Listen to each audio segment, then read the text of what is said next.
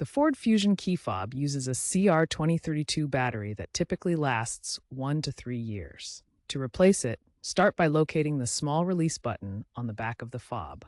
Press the release button and slide the back cover off.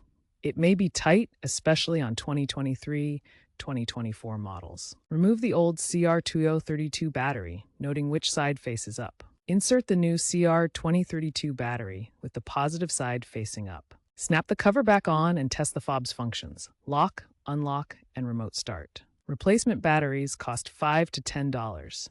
If the cover is difficult to open on newer models, warming it slightly can help.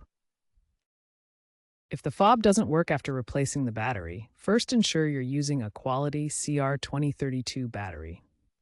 If issues persist, it could be a syncing problem.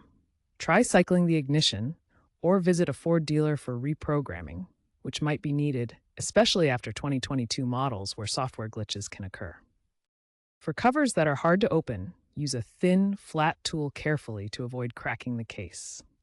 Battery life can be shorter, 6 to 12 months, in 2023-2024 models with Ford Pass Connect. If the remote still isn't working, there could be more damage, and it might be best to seek out professional help.